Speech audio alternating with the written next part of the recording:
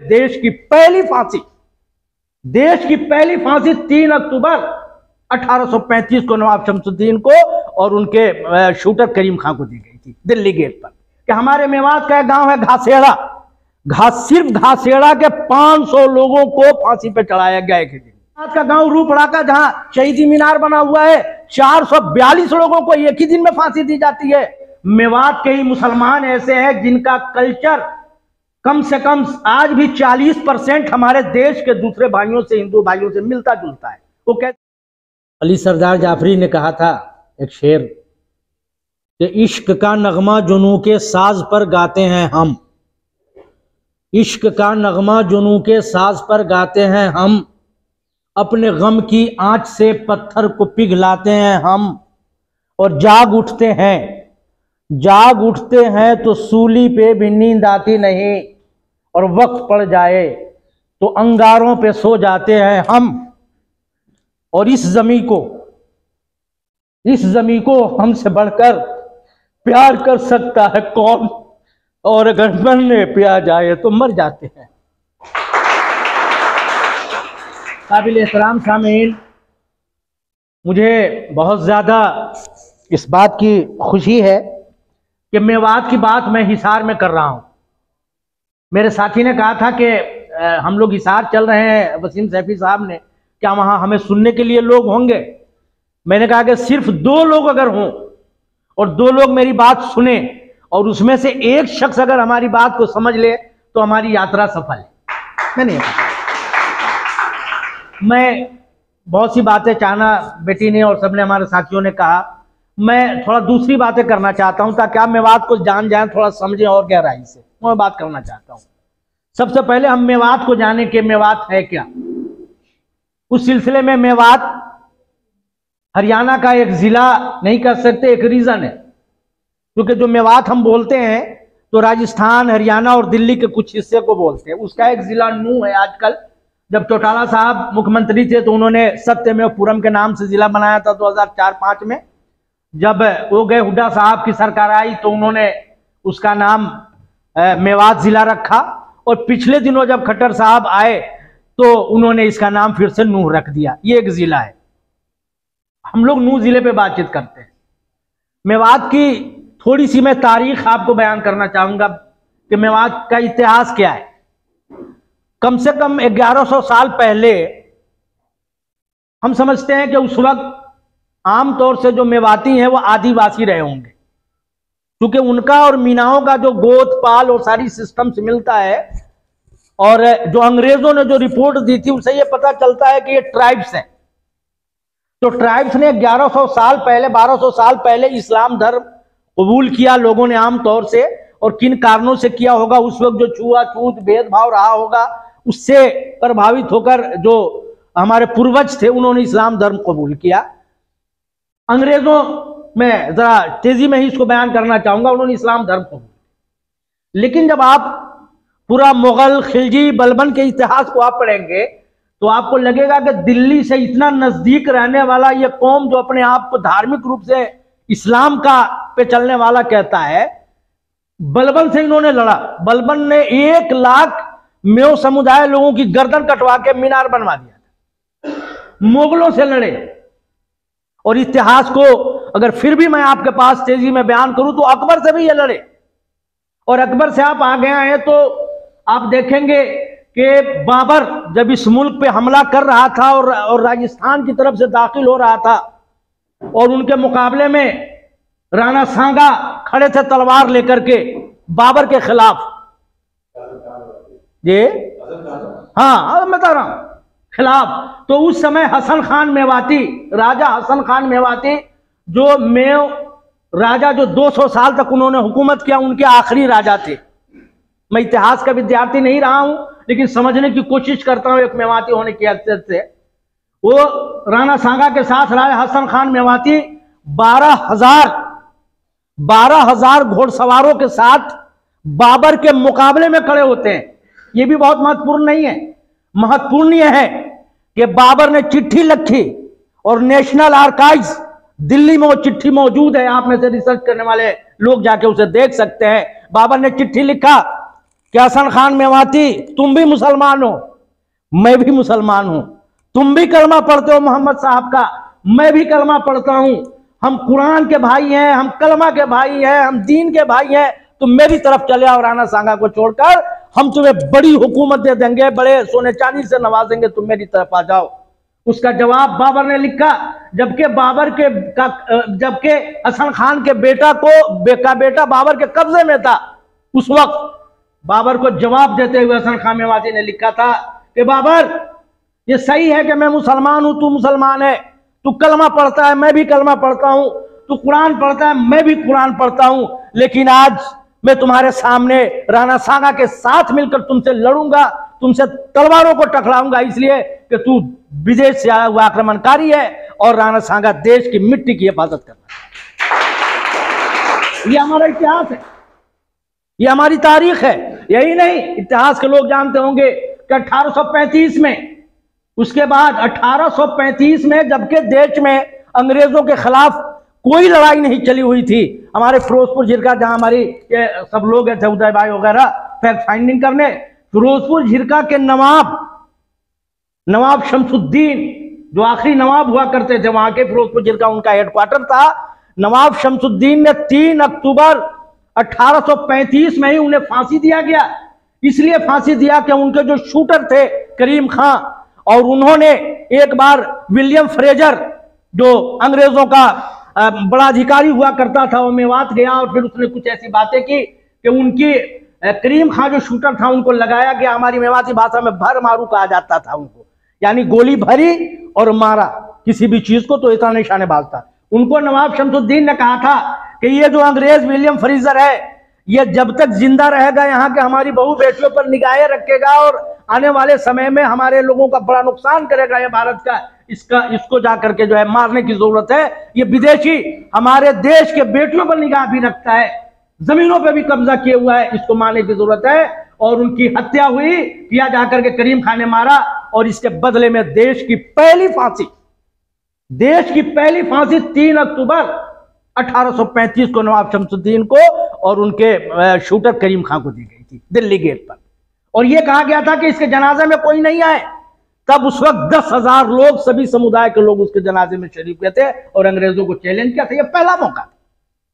यह हमारा इतिहास है, यह हमारी तारीख है, जो देश के लिए कभी, और यही नहीं, आप जो लोग तारीख की किताबें पढ़ते होंगे आप जाकर देखें कि हमारे मेवात का एक गांव है घासेड़ा, सिर्फ घासेड़ा के 500 लोगों को फांसी पे चढ़ाया गया एक दिन।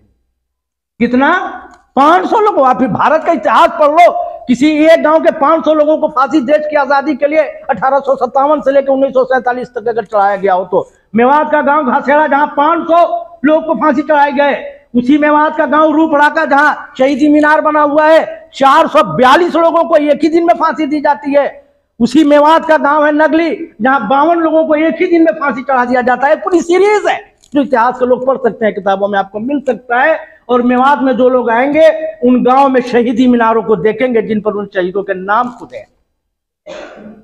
जब पड़ा वक्त गुलिस्तां पे तो खून हमने दिया, जब पड़ा वक्त गुलिस्तां पे तो खून हमने दिया,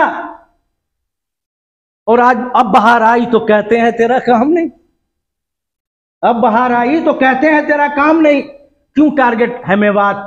तो ये मेवात का इतिहास है। मैं कल्चर थोड़ा सा बताना चाहूंगा इस मौके पर। मेवात का कल्चर क्या है? आज भी ये ठीक है कि इस्लाम लाने के बाद, तबलीगी मूवमेंट चलने के बाद मेवातियों में कपड़े लत्ते में थोड़ा चेंज आया, लेकिन आज भी मैं कह सकता हूं पूरे भारत में मेवात के ही मुसलमान ऐसे हैं जिनका कल्चर कम से कम आज भी 40% हमारे देश के दूसरे भाइयों से, हिंदू भाइयों से मिलता जुलता है। वो कैसे मिलता जुलता है?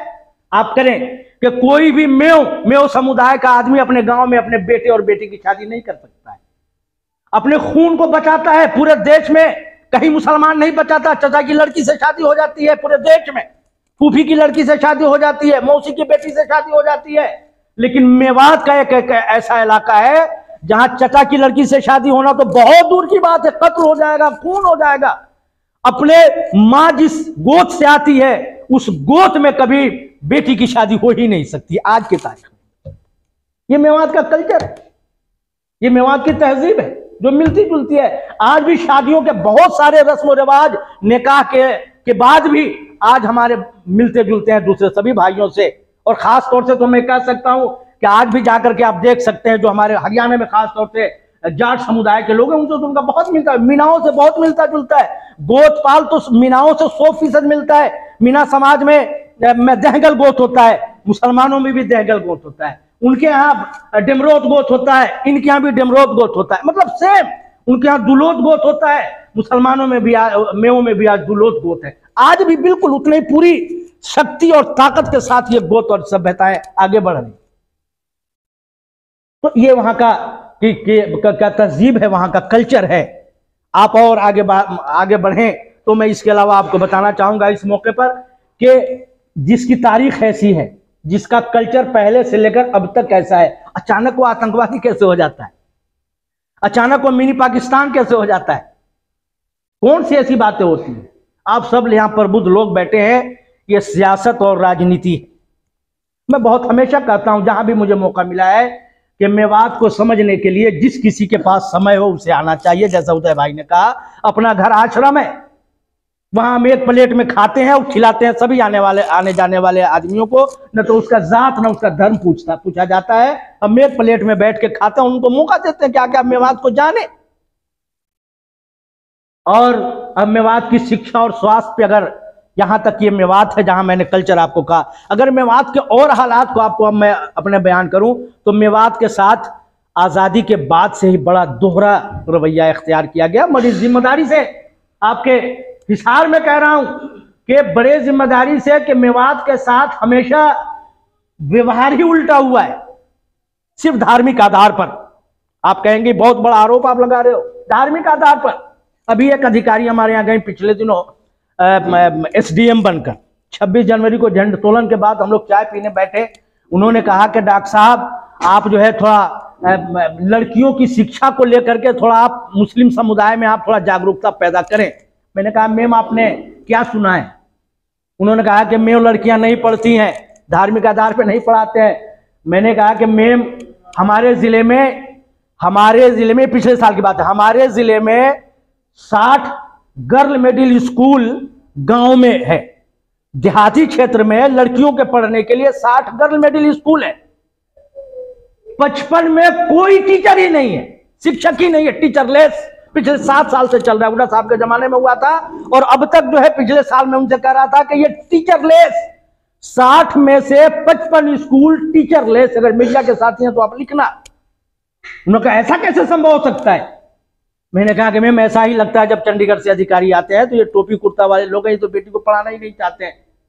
मैंने कहा कि आप एक बार जिला शिक्षा अधिकारी से पता करें। उस समय जिला शिक्षा अधिकारी डॉक्टर दिनेश शास्त्री जी थे। दिनेश शास्त्री जी को उन्होंने फोन लगाया कि भाई एक आदमी कह रहा है कि यहाँ 60 गर्ल मिडिल स्कूल है और 55 में कोई टीचर नहीं है। उन्होंने कहा कौन आदमी है? उन्होंने कहा भाई डॉक्टर अशफाक नाम का कोई आदमी है। उन्होंने कहा कि अगर वो सच कह रहे हैं तो 100% सही कह रहे हैं। 60 में से 55 स्कूल टीचरलेस। अभी मैं पिछले दिनों एक मंच पे कह रहा था, हमारे DC साहब मौजूद थे उस मीटिंग में। मैंने कहा कि सर 62 स्कूल हमारे जिला में बिल्डिंग लेस है, मकान नहीं है, बिल्डिंग नहीं है।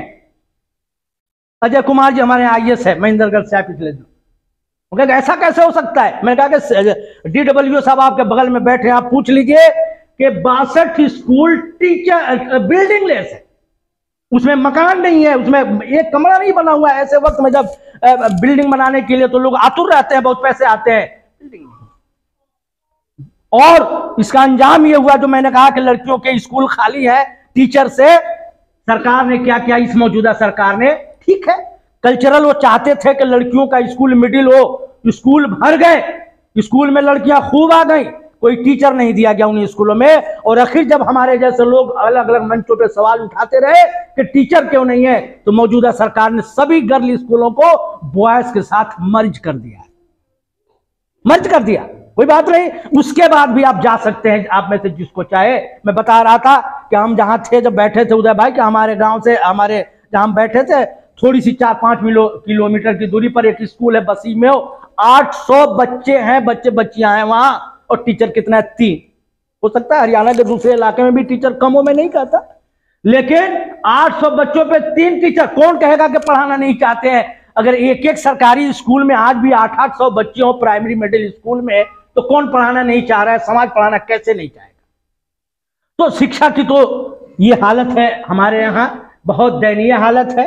मैं नकारात्मक आदमी नहीं हूं, मैं खूबियां ढूंढता हूं अक्सर जगहों पर, अक्सर चीजों में मैं सकारात्मक आदमी ढूंढता हूं कि कोई अच्छी बात हो तो आपको बताऊं।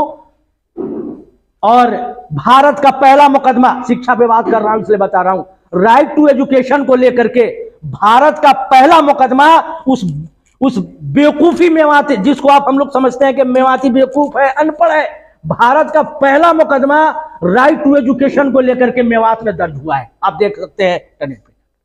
और हमारे एक साथी ने यह किया कि मेरी बेटी 6ठी क्लास में पढ़ती है, यहां कानून और राइट टू एजुकेशन के तहत 7 शिक्षक होने चाहिए, लेकिन यहां शिक्षक कितना है? 2, इसलिए हमें न्याय दिया जाए। और जब वो उसमें नोटिस हुई शिक्षा विभाग को वगैरह वगैरह वगैरह वगैरह को, तो आखिर माननीय मुख्यमंत्री, उसमें चीफ सेक्रेटरी को पार्टी बनाया था उस साथी ने, जब नोटिस हुआ तो पिछले दिनों एनजीओ से जो है कुछ टीचर लगाए गए। मैं उनका सम्मान करता हूं और स्वागत करता हूं कि उन्होंने 603 टीचर उन्होंने लगाए प्राइमरी और मिडिल में। सरकार ने उस मुकदमे की वजह से लगाया उन्होंने, ताकि वहां कह सके कि मैं प्रयास कर रहा हूं, लेकिन उससे पहले तो शिक्षा की यह स्थिति है। मैं समझता हूं कि शिक्षा पे इतनी बातें काफी हैं। हेल्थ को लेकर के मैं बातें ज्यादा इसलिए नहीं कहता कि हेल्थ को लेकर जो सरकारी सिस्टम है, अस्पताल है, शायद यहां भी वैसा ही होगा, वहां भी वैसा ही ये। और वहां के किसी भी, अब तो थोड़ा सा दो जगह आई हैं लड़कियां, वहां के जो वो अरे हमारे यहाँ जो कम्युनिटी हेल्थ सेंटर होता है या प्राइमरी हेल्थ सेंटर होता है, कभी आप आके देखें सरकार की। मैं समझता हूं कि यहां भी वैसे ही हालत होगी, वहां भी वैसे ही हालत है, उसकी बुरी हालत है। मैं अब इसको आपको बताना चाहूंगा कि गाय और मेवात का क्या मामला है। मैं सीधे अब उस पर आता हूं, इतनी बात बताते। देखो, गाय और मेवात को लेकर के समझने की जरूरत है। सबसे पहले कि मेवात के लोग किसान हैं, गरीब हैं, पहाड़, अरावली पहाड़ गुजरता है। गाय पालन और बकरी पालन में शुरू से ही वो बहुत आगे रहे, नंबर 1 पे रहे हमेशा से। आज भी इतनी कठिनाइयों के बाद आप चल सकते हैं, जा सकते हैं, देख सकते हैं। बल्कि उदय भाई की बातों से और उनसे मुझे ये लगा कि मुझे एक डायरेक्टरी बनाना चाहिए सभी गांव का। मेवात में 416 गांव है, 325 पंचायतें हैं। एक डायरेक्टरी मैं बनाऊं कि किस गांव में कौन आदमी कितनी गाय पालता है, पूरी एक डायरेक्टरी बनाऊं, उनका डिटेल बनाऊं। और कल से मैं प्रयास करूंगा ये बनानी चाहिए। बहुत बड़ी संख्या में लोग गाय पालते हैं। 13 सितंबर 2015 को भारत का सबसे पहला मुस्लिम गौपालक सम्मेलन मेवात में होता है, भारत का। और हजारों सैकड़ों लोगों को इनाम से यही खट्टर साहब नवाजते हैं। देखो हैरत की बात, देखो सबको सम्मानित किया जाता है गौपालकों को। उस वक्त के भाषणों को सुना जा सकता है कि किस तरह वहां के गौपालकों का महामंडन किया गया। ठीक बात थी, उस लायक से किया गया। मौलाना उमैर इलियासी साहब दिल्ली में रहते हैं, वो अध्यक्षता कर रहे थे और मुख्य अतिथि माननीय मनोहर लाल खट्टर जी थे। हो गौपालक आए, गाय लेके आए, गाय भेंट किया, बहुत ही सुंदर गाय माननीय मुख्यमंत्री को भेंट किया गया उस मौके पर। 13 सितंबर 2015 की यह बात है। और माननीय मुख्यमंत्री ने कहा कि बहुत मुझे खुशी हुई, और जो भी भाषण में उन्होंने, आप सुन सकते हैं, उन्होंने कहा।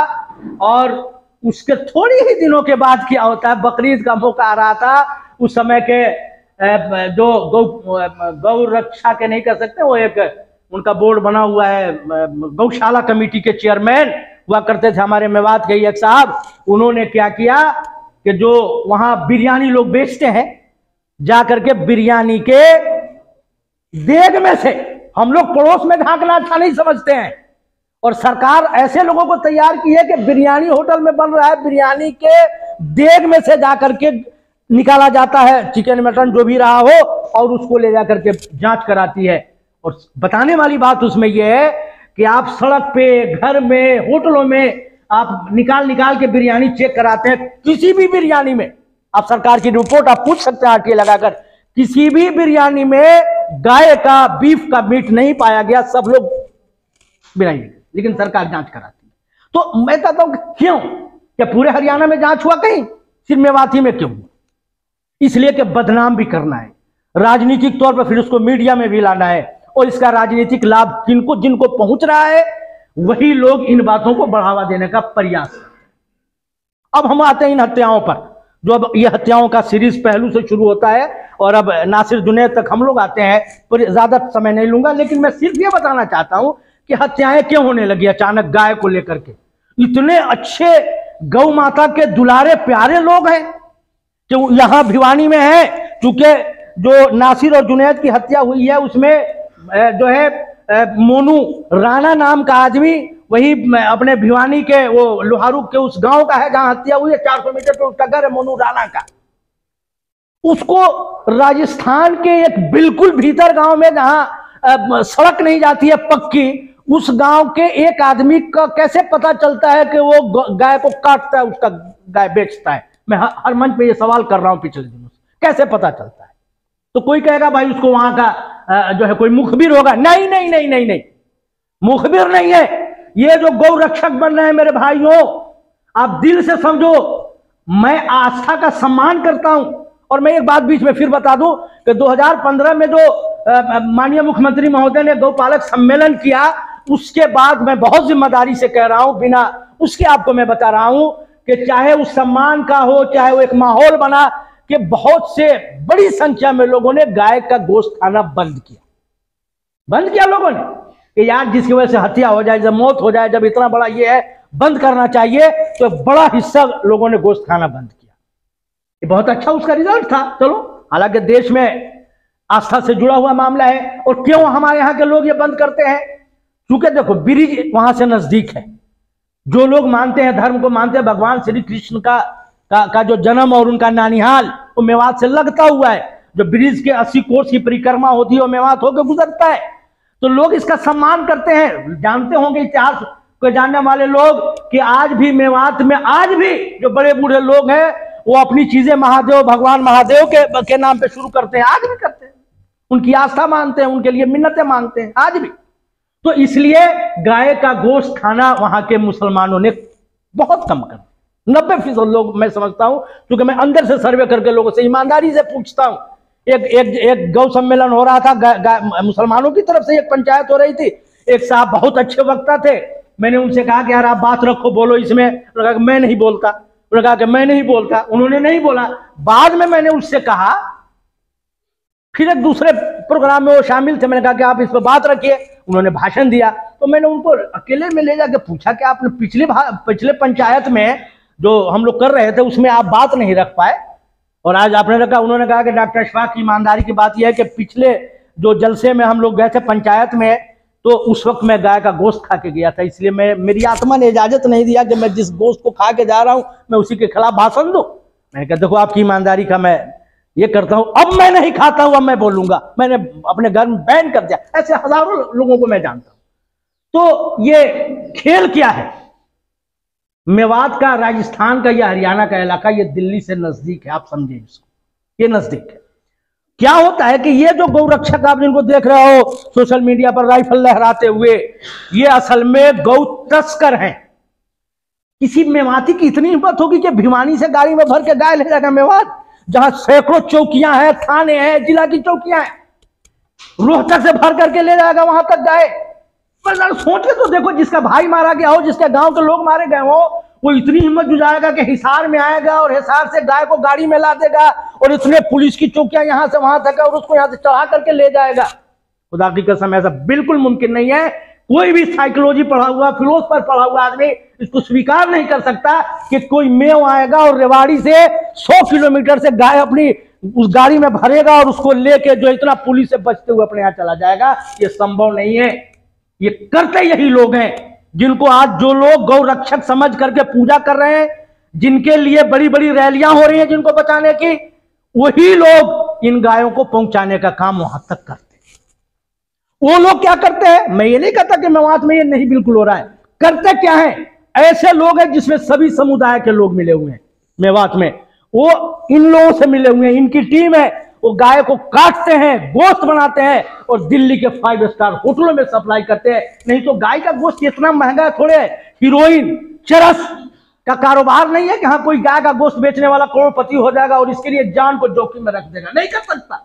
वो इसलिए करता है कि उनका गोश्त भी दिल्ली के बाजारों में महंगे होटलों में बिकता है और ये जानते हैं। गाय गौ सप्लायर जो अपने को गौ कथित जो है गौ रक्षक है, ये असल गाय के सप्लायर है और मीट के सप्लायरों के साथ इनका लेन देन है। और जहां लेन देन बिगड़ता है, लेन देन को लेकर जहां दिक्कत होती है, वहां इनका आपस में झगड़ा शुरू होता है। वो भी बेईमान होंगे, करने वाले लोग बेईमानी करते हैं। जब बेईमानी शुरू होती है तब ये जाते हैं। और इसको समझने के लिए मैं इसी घटना को सबूत के तौर पे पेश करता हूं।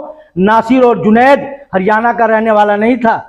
यहाँ के गौरक्षकों को 20 किलोमीटर राजस्थान के भीतर जाकर के गाय बचाने की फिक्र हो रही है भैया, सोच के देखो आप। और जो नासिर जुनैद मारा गया है उसके 5-10 किलोमीटर तक गाय का कोई नाम ही नहीं। पुलिस के पास भी कोई किसी तरह की कोई बात ही नहीं कि हाँ गाय काट रहा था, गोश्त ले जा रहा था, गोश्त बेच रहा था, कुछ भी, या गाड़ी में उसके गाय थी, कुछ भी पकड़ा गया हो तो आप बताओ। आप सब लोग मीडिया से जुड़े होंगे, कभी कोई चीज आई हो तो कोई भी दूर दूर तक गाय का कोई नाम निशान नहीं है। नासिर जुनैद के मामले में कोई मिसाल नहीं, कोई मिसाल नहीं। फिर भी आज हत्या हो जाने के बाद उन मुस्लिमों को, मैं नहीं कहता कि वो कातिल है कि नहीं, देखो ये तो सही बात है कि अदालत प्रूफ करेगी। कोई भी जिसका नाम आया है उसको अदालत बताएगी, उस पर जांच होनी चाहिए, ठीक है, ये सब ठीक है। लेकिन जिनका नाम आया है मुकदमे में, उनको बचाने के लिए अगर कहीं भी अगर कोई एक शख्स भी अगर खड़ा होता है, मैंने वहां के शुरुआत से मैं कहता हूं कि मेरे लिए नासिर और जुनैद की हत्या किसी मुसलमान की हत्या नहीं है। मेरे लिए नासिर और जुनैद की हत्या 2 भारतीयों की हत्या, जो भारतवासियों की हत्या है। आप ऐसे क्यों नहीं सोचते? क्यों हम सोचते हैं कि मुसलमान की हत्या है? 2 भारतवासियों की हत्या है और 2 भारतवासियों को हत्या करने वाला आतंकवादी ही हो सकता है। वो आतंकवादी है जिसने भी किया है, उसको हमें सीधे आतंकवादी कहना चाहिए, उसको गौरक्षक भक्षक कहने की भी जरूरत नहीं है। इसलिए कि 2 भारतीयों की हत्या हुई है। धर्म बाद में है। मौलाना अबुल कलाम आजाद ने कहा था कि मैं पक्का मुसलमान हूं, लेकिन उससे पहले पक्का भारतीय भी हूं, उससे पहले पक्का भारतीय। और हम उनकी संतान है, हम उनकी औलाद है।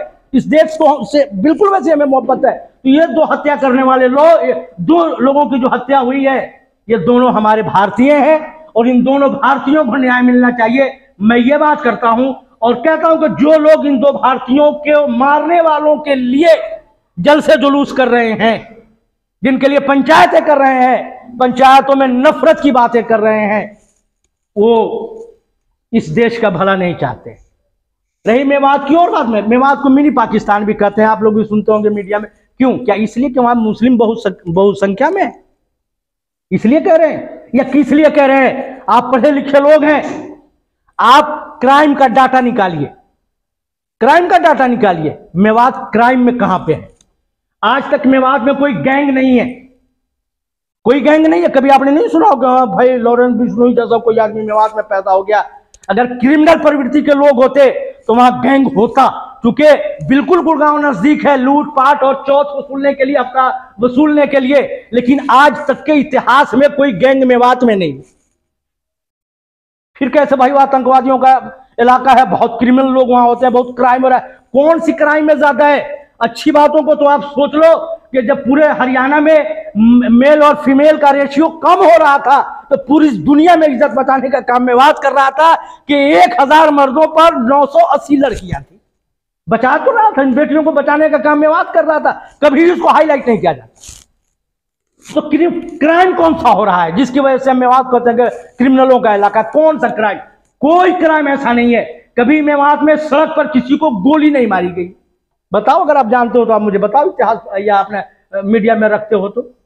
पर्सनल झगड़े में कोई भाई अपने भाई को मार दिया होगा, लेकिन पूरे मेवात में मैं आजादी के बाद से अब तक की, आज तक की बात करता हूं, दलित समाज के लोग या हिंदू समाज के जो लोग भी 20% हैं, अगर किसी हिंदू समाज के किसी एक आदमी को गोली मारा गया हो या काटा गया हो या किसी ने छुरी भोंक के मार दिया हो तो बताओ इतिहास में कोई? कहते हैं कि मेवात के लोग जालिम है। कोई इतिहास हो तो आप हमारे पास लेके आओ। अभी हरियाणा सरकार की खबर पूरे मीडिया में, प्रिंट मीडिया में छपी है, प्रिंट मीडिया में खबर छपी है कि हमारे हरियाणा में 242 या 45 मोस्ट वांटेड क्रिमिनल है। आपने पढ़ी होगी शायद, सभी अखबारों में आया है। उसमें जब मैं मेवात का पढ़ रहा था तो एक आदमी है बस, किसी में 20, किसी में 30, किसी में 40 मोस्ट वांटेड, लेकिन मेवात में सिर्फ एक आदमी मोस्ट वांटेड। कहां क्रिमिनल है भाई? कागज पे पढ़ के तो हम देखें कौन सा क्रिमिनल है। हमारे यहाँ के इतने वहां टीचर रहते हैं हमारे इस मेवात के और इलाके के, आप जाकर के आकर के आप देख सकते हैं। बताओ कि किसी एक शिक्षक के साथ कभी किसी तरह का कोई जुल्म हुआ हो तो आपको नहीं मिलेगा। तो मेवात को हम इसलिए, जो लोग बदनाम करते हैं वो इसलिए बदनाम करने की कोशिश कर रहे हैं कि उनको इसका राजनीतिक फायदा होता है। हिंदू मुस्लिम, हिंदू मुस्लिम, हिंदू मुस्लिम की बात इसलिए होती है, चाहे गाय के नाम पर हो चाहे पाकिस्तान के नाम पर हो। क्यों पाकिस्तान का जिक्र हम बार बार करते हैं? क्यों पाकिस्तान का जिक्र हम बार बार करते हैं? पाकिस्तान से क्यों हम मेवात के को सभी देते हैं? ये वही लोग हैं, ये वही लोग हैं जो आज कहते हैं अखंड भारत बनाएंगे। बताते कहते हैं ना, ये वही लोग हैं अखंड भारत बनाने वाले लोग। जब आप जमीन पर जाकर के भारत के बंटवारे को ठीक से पढ़ोगे तो समझ में आएगा कि भारत का बंटवारा सिर्फ जिन्ना की मर्जी से नहीं हुआ था, बल्कि जिन्ना भी उन लोगों के इशारे पर उस वक्त नाच रहे थे जो लोग आज फिर से अखंड भारत की बात करते हैं। जब उतने मुसलमान उनको स्वीकार नहीं थे तो क्या 25 करोड़ और मुसलमान को भारत के साथ जोड़ेंगे? अरे इन्हीं को तो रोजगार दे दो जो है अब यहाँ। अखंड भारत बाद में बचाना, जो भारतीय इस वक्त है इन्हीं भारतीयों को रोजगार दे दो, इनके किसानों की हालत को सुधार दो, इनके गरीबों की जिंदगी सुधार दो, तो हम समझेंगे हो रहा है। तो मेवात का ये पूरा सिनेरियो है। मेवात को गाय के नाम पर अभी बदनाम किया जाता रहेगा। ये बात सभी साथियों ने कह दी। मैं ये कहता हूं, हमारे यहाँ 3-4 साल पहले, 4 साल 5 साल पहले ये हुआ कि एक जो है हमारे लाला जी की एक लड़की एक मुसलमान लड़के के साथ शादी उसकी चली गई। उन लोगों ने शादी कर लिया, बड़ा हंगामा हुआ फिरोजपुर झिरका में, बड़ा हंगामा। फिरोजपुर झिरका में ही इन्हीं हिंदुत्ववादी, मैं सनातन धर्मी नहीं कहता, दोनों में थोड़ा फर्क है, आप जब गौर करेंगे। हिंदुत्ववादी लोगों ने वहां बड़ा पंचायत किया और ये तक कहा कि जहां मिले मुसलमान की लड़कियां इसको रेप कर दो, फला कर दो, उठा के ले जा, सब तरह की भाषणें वो करते, मतलब उन्होंने किया, उस वक्त भाषण किया। जब माहौल शांत हुआ, आज वो लड़की वहां जिला परिषद की मेंबर बनी हुई है। मैं ये घटना इसलिए बताना चाहता हूं कि उस वक्त पूरी मीडिया, पूरा इलाका, पूरा ये एक पंचायत हुई तो एक जो है आपकी तरह पढ़े लिखे लोग थे, उन्होंने कहा कि बहुत अच्छी बात है, लड़की को वापस कर देना चाहिए उनको, अगर वो चाहते हैं उनका माता पिता। तो उन्होंने कहा कि यार ठीक है, हम तैयार हैं, मजबूत आदमी थे, लीडर थे। उन्होंने कहा कि 11 लड़कियां भी तो हिंदू भाइयों के यहाँ है, पहले उन मुस्लिम लड़कियों को वापस करो।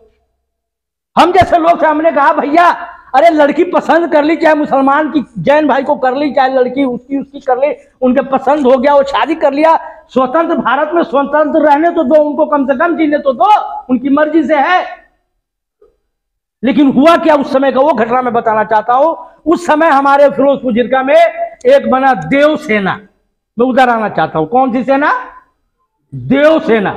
झड़ से मुसलमानों की पंचायत हुई मेव की, उन्होंने कहा कि यार हम लोग भी बनाएंगे मेव सेना, मेव सेना बनाएंगे। मुझे भी बुला रखा था लोगों ने जिंदा आदमी समझ के।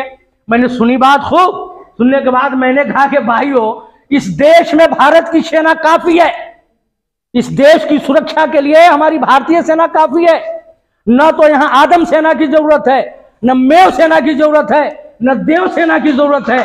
जो लोग अपने आप को सुरक्षित महसूस कर रहे हैं वो बजरंग दल बनाए, वो और कोई दल बनाए, और कोई सेना बनाए। मेव समुदाय की तरफ से कोई सेना नहीं बनाया जाएगा। मुझे अपने इस देश पर, इस संविधान पर पूरा भरोसा है, हम उसके साथ आगे बढ़ेंगे और नहीं बनने दिया, नहीं बनने दिया। तो इस गाय की सुरक्षा के लिए टास्क फोर्स की क्यों जरूरत है? क्या खट्टर साहब कहेंगे कि उनको अपनी पुलिस पे भरोसा नहीं है? क्या कहेंगे उनके डीजीपी कि हमारे लोग सक्षम नहीं है? क्यों? अगर हो रहा है कुछ ऐसा तो हमको अपने इंटेलिजेंस पर, अपने प्रशासन पर, अपनी पुलिस पर भरोसा करना चाहिए। वरना अगर इस तरह, जिस तरह गाय के सप्लायरों को ये नए नए मॉडर्न हथियार जो सोशल मीडिया पे हमने देखा था, अगर इस तरह के हथियार दिए गए तो इस मुल्क में शांति कैसे ला सकती? वो शांति चाहने वाले लोग कैसे हो सकते हैं? एक आम आदमी को, हथियार पकड़ाने वाला आदमी मतलब देश से मोहब्बत करने वाला कैसे हो सकता है? वो देशद्रोही हो सकता है, वो कभी देश प्रेमी नहीं हो सकता। इसलिए इस वक्त मैं ये चाहता हूं कि हम ऐसे सब लोग जो इस मुल्क से मोहब्बत करते हैं, सिर्फ राजनीति से नहीं, चुनाव में आपको जो अच्छा लगता है आप अपने कैंडिडेट को देते होंगे, सरपंच है, विधायक है और आगे की चीजें हैं, जो अच्छा लगता है आप देते होंगे, मैं नहीं कहता हूं। मैं ये कह रहा हूं कि जो लोग इस हिंदुत्व और मुसलमानों की बातों को बढ़ा करके इस देश में नफरत फैला रहे हैं, ऐसे लोगों को आप जैसे प्रबुद्ध लोग जवाब दें। और ये गाय के मुद्दे को लेकर जो मेवात के साथ हो रहा है, इसमें आप कंफ्यूजन दूर करके रहे कि क्या हो रहा है। मैं समझता हूं कि मैं अपनी बात शायद आपको कहने में मैं सक्षम हुआ हूंगा कि आप समझ पाए कि ये गाय रक्षक और गाय भक्षक के बीच का जो ये क्या रिश्ता है, इसको सही संदर्भ में समझने की जरूरत है। मैं चाहता हूं कि हरियाणा के किसी भी इलाके में कोई शख्स अगर या कोई ग्रुप या कोई संस्था या कोई संगठन अगर वो चाहता है कि इस मुद्दे को समझें, तो मैं उन्हें ये बताने के लिए तैयार हूं। और वो जब सुनेंगे समझेंगे तो उनको समझ में आएगा कि हमारा पक्ष मजबूत है। पिछले दिनों मैंने कहा था हमारे अपने डीसी साहब से, हमारे मेवात के अजय कुमार जी से, मैंने कहा कि ये जो आप कह रहे हो कि भाई गौरक्षक का दल बनाया है, तो आप सब लोगों ने भी सुना होगा कि सरकार ने एक ऐप बनाया था प्रयास। क्या पता आप लोग में से कुछ साथी जरूर जानते होंगे। प्रयास में क्या किया है सरकार ने कि नशा के कारोबार को रोकने के लिए हर गांव में कमेटी बनाई, उसी पर बनाया, ऐप पे ही बनाया, जमीन पे यहां बनाया कि नहीं मैं नहीं जानता। उसमें किसको शामिल किया है? उसमें सरपंच शामिल है, उसमें चौकीदार शामिल है, उसमें नंबरदार शामिल है, उसमें आंगनवाड़ी का वर्कर शामिल है, उसमें आशा वर्कर शामिल है, ये शामिल है। मैंने कहा कि इस गाय को अगर लेकर के, मेवात को लेकर के इतनी दिक्कत है तो गांव के इसी कमेटी को जिम्मेदारी दे दो आप, और कह दो कि अगर जिस गांव के पंचायत में अगर गाय को काटा हुआ मीट का कारोबार हुआ, वहां के सरपंच का पावर छीन लेंगे और उसको जेल में डाल देंगे। आप और नंबरदारों को भी अब सैलरी देते हो, आप नंबरदारों से कहो कि अगर आपके गांव में अगर कोई शख्स गाय काटता हुआ, मीट बेचता हुआ मिल गया तो आपकी नंबरदारी चली जाएगी। यही काम चौकीदार को, यही आंगनवाड़ी वर्कर को और यही आशा वर्कर बहन को आप कह दो और उनको आप लेटर निकाल दो उनके लिए कि अगर आपके गांव में ये काम होता है तो हम आपके साथ ये करेंगे। अगर किसी गांव में गाय की हत्या हो रही है तो उसको बंद करने का इससे ज्यादा जमीनी कोई तजर्बा नहीं किया जाता जो उस गांव में मौजूद है। और मैं बहुत जिम्मेदारी से कहता हूं कि इसको तजर्बा करके सरकार को देखना चाहिए कि कैसे कोई जो है किसी तरह का कारोबार कैसे कर सकता है, नशा का कारोबार या गाय के गोश्त का कारोबार कैसे कर सकता है, जब गांव का सरपंच, वहां का नंबरदार, वहां का ये सारा 5-7 जो मैंने आपको गिनाया ये करता है। तो ये चीजें अगर कहीं हो भी रही है तो बंद हो जाए। उस सब के बावजूद अगर इस देश में किसी ने गाय का कारोबार कर लिया या गाय ले गया या गाय ले जा रहा है, तो जरूरी नहीं कि वो काटने के लिए ले जा रहा है। मेवात के किसान आज बहुत परेशानी में है, क्योंकि वो गौपालक हैं। आज वो बहुत परेशान है कि यार कैसे अच्छी नस्ल की गाय मैं बाहर से लेके आऊं, क्योंकि क्या पता पूरे लिखा पड़ी पहलू खान जिसकी हत्या हुई थी उसमें 17 में, जून 17 में हुई थी हत्या। वो तो राजस्थान से समिति का वहां से वो मिलता है, उनको रसीद वसीद सब लेके आ रहा था, 7 रसीदें उसके साथ, पूरा लिखा पढ़ी के साथ वो गाय लेके आ रहा था। लेकिन उसको रोड पे रोका और बिना कुछ पूछे उछे गाय उतरवा ली और उसको मारा। अभी हमारे एक साथी ने कहा था बहुत अच्छी बात कि हरियाणा में जहां कहीं भी गाय पकड़ी गई है, आप एक RTI लगा के पूछ लो कि वो गाड़ियां कहां गई जिन गाड़ियों में ये पकड़ी गई, वो गाड़ियां कहां गई। सच्चाई ये है कि वो गाड़ियां काट के बेच दी पुलिस वाला, और गाय में से 2 पहुंचा दी, वही पकड़ा भी गया ऐसा तो बड़े अधिकारी के साथ, 2 को पहुंचाए गौशाला में और 5 को पहुंचा दिया उधर, जिनके बारे में उनको पता है तो काट के दिल्ली में ले जाके इसको 500 रुपए किलो बेचेंगे। मेव तो बेचारा 100-150 रुपए किलो खाएगा, वो 500 किलो उस किलो, ये क्या है। और RTI लगा के यहाँ के साथी मैं कहूंगा भाई, मैं तो लगाऊंगा तो मुझे परसों ही जेल में बंद कर देगी पुलिस।